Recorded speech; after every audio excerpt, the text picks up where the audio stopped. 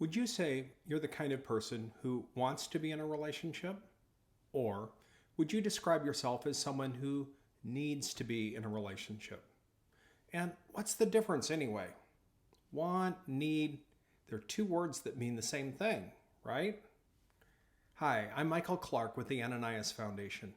And in this video, we're going to talk about the difference between wanting and needing a relationship. It turns out the difference is significant, and it has big implications on how we show up in those relationships. Stay tuned. If you want to stop causing harm in your relationships, you're on the right path. This is Journey of Change, a video series to help you become the safe, loving partner you were meant to be. So, what is the difference between wanting and needing a relationship? It gets down to what we believe about ourselves in a relationship. I should note these beliefs might not be conscious ideas, but rather ones that could take some digging into to uncover. First, let me say, if you're someone who has decided you don't want a relationship, that's fine. We're not all built the same, and there is nothing wrong with staying single. Wanting a relationship is saying that that's our preference. If we have a choice, we would choose to be in a good relationship rather than not in one. There's nothing wrong with wanting a relationship. Most people are wired to live in community with others. There are wonderful physical, psychological, and social benefits that can come from being bonded to another. Relationships can be a source of great joy and meaning in our lives. Needing one, on the other hand, is like saying we can't live without it, or that we're not okay without one. Deep down, we believe that we need a partner to be whole. In needing a relationship, the idea of being single scares us.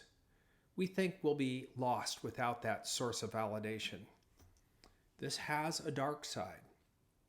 When we view a relationship as essential, we fight to protect our spot in that relationship, like our lives depend on it. We're constantly and excessively trying to control the relationship's course, which can sometimes lead us into becoming violent or abusive in our attempt to try to stay safe and secure. Here are some examples of how that plays out. Criticism, for example, isn't just feedback. We interpret that other person's assessment as a condemnation of us as a person and a threat to our relationship with them. Even the slightest hint of rejection is another sensitive area for those of us who need a relationship rather than want one. If our partner does not answer a text right away, or they make plans with other people, we're likely to interpret their actions to mean that our partner rejects us, and that means that we're unlovable.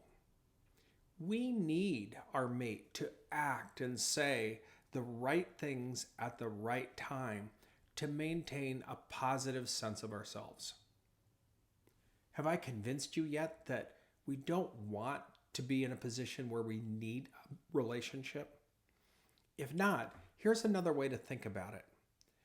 Take yourself out of the equation and think about someone else. No one would argue that being needy is an attractive or healthy way to engage in a relationship. Needy people are, at best, annoying. At their worst, they suck the energy and joy out of everyone and everything around them. You and I don't want to be needy. Okay, as much as we might wish it isn't true, what if we show up in our relationships more needy than not? We need someone in our life to love and adore us. How do we stop being such a needy dweeb? The answer is self-esteem. I'm not talking about developing some form of self-bravado either, where we stick our chest out and strut with our nose in the air and go through a crowd like we own the place. That's not self-esteem. If we do that, it's likely we're acting that way because we need others to notice and validate us. That's just neediness coming out in a different way. The cure to neediness is to change the source of our self-worth. Rather than looking to our partner, we must believe we are, at our core, a good, worthy, and lovable person. Self-esteem is a quiet, solid confidence about our own worthiness. Developing a positive view of ourselves is a topic for a whole nother video, so I won't cover it here. However, the bottom line is when we have it, we look inside ourselves for proof of our value. We don't need others to say or do anything in particular to validate us or for us to feel valuable. Showing up for a relationship with a positive self-esteem looks far different than being needy. We can enjoy the time and attention our partner gives.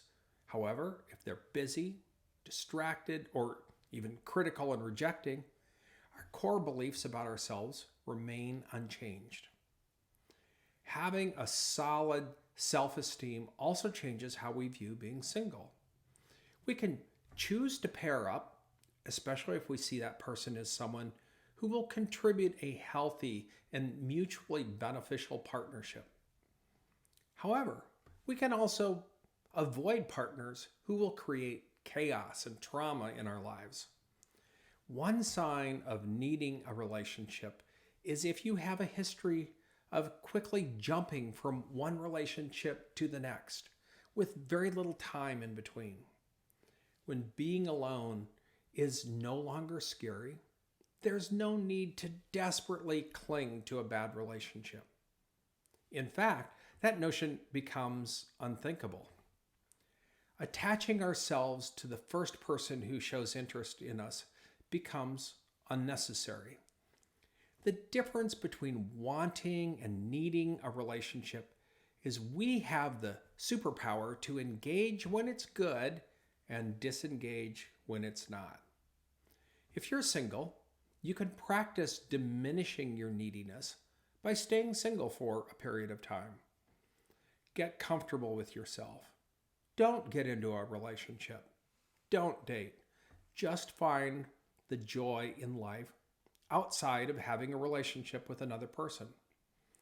If you do this and still feel good about yourself, you're on the right track. If you're currently dating, you might ask yourself if you are quick to discern a person's character. Then, do you move on from people who are not good matches or who show toxic relationship warning signs?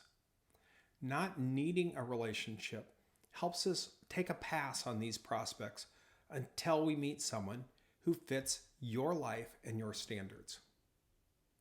I'm Michael Clark with the Ananias Foundation, and I hope you found this discussion about the important difference between wanting and needing a relationship to be helpful. Take care, and I'll see you in another video. Thanks for joining me today. I'm honored to be on this journey of change with you, and I hope I've helped you in some way. If you have any comments, questions, or suggestions, feel free to leave them in the comments section below. We'd love to hear from you. Also, be sure to hit the like button, share this with others who might find it helpful, and subscribe to our channel so you don't miss any of our future videos. For more resources, head to our website, ananiasfoundation.org. Until next time, take care and remember, change is possible.